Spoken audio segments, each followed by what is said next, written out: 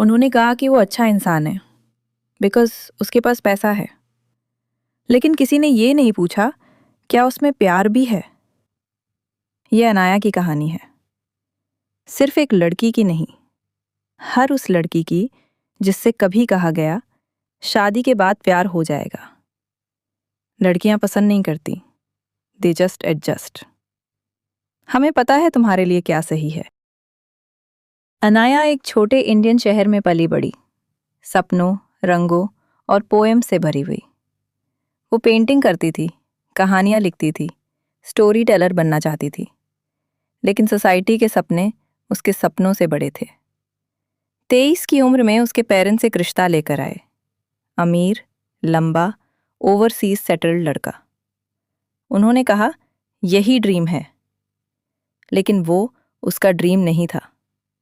उसने डर दिखाया, सॉफ्टली अपोज किया, लेकिन किसी ने उसकी वॉइस नहीं सुनी।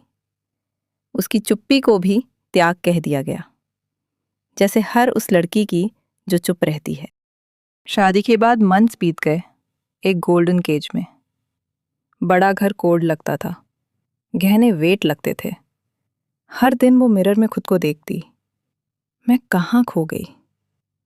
उसने पेंटिंग छोड़ दी क्योंकि उसे कहा गया ये बस टाइम पास है।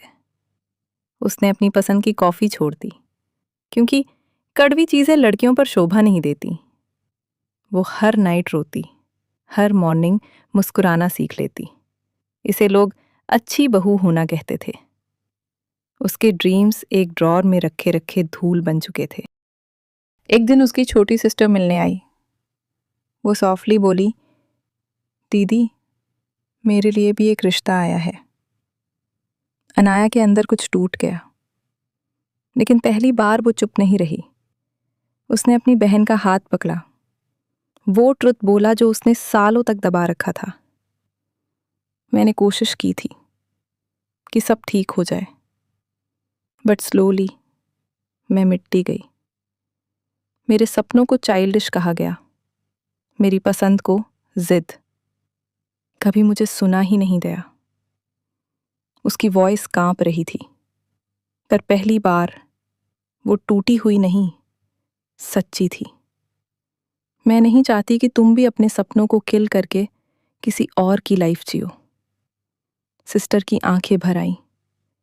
साइलेंस के बाद उसने कहा, दीदी, I don't want your kind of life, I will say no.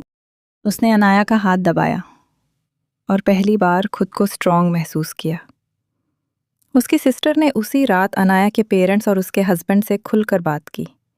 वो बोली, अनाया सिर्फ एडजस्टमेंट करने वाली लड़की नहीं है, वो आर्टिस्ट है, वो राइटर है, और उसे अपने लाइफ के ऊपर राइट चाहिए।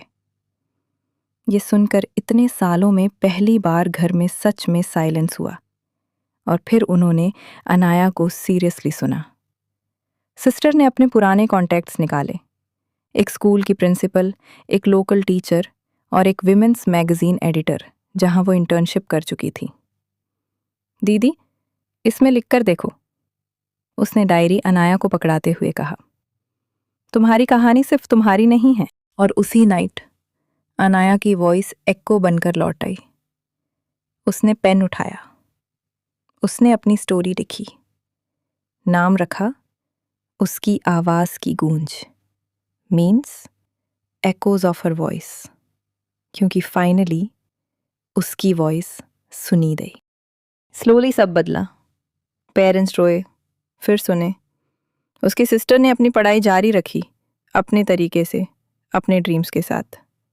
और अनाया, अब वो स्कूल्स में बोलती है, विमेंस मैगजीन्स के लिए लिखती है, और हर लड़की से कहती है, तुम्हारे ड्रीम्स सेल्फिश नहीं है, तुम्हारी वॉइस रिबेलियन नहीं है, ये रेवोल्यूशन है। और तुम? क्या तुमने कभी अनाया की तरह फील किया है? क्या तुमने भी अपनी वॉइस दबाई, सिर्फ दूसरों को खुश रखने के लिए? अब टाइम है अपनी सच कहने का, क्योंकि तुम अकेली नहीं हो। ऑथर्स नोट: ये स्टोरी फिक्शनल है, लेकिन रियल वॉइसेस से इंस्पायर्ड है। बहनों, बेटियों, दोस्तों से, जो मुस्कुराना सीख गईं जब उनके ड्रीम्स धीरे धीरे मिटते गए। अगर तुम भी उनमें से एक हो तो ये गूंज तुम्हारी भी है। अपनी कहानी कमेंट्स में जरूर लिखना।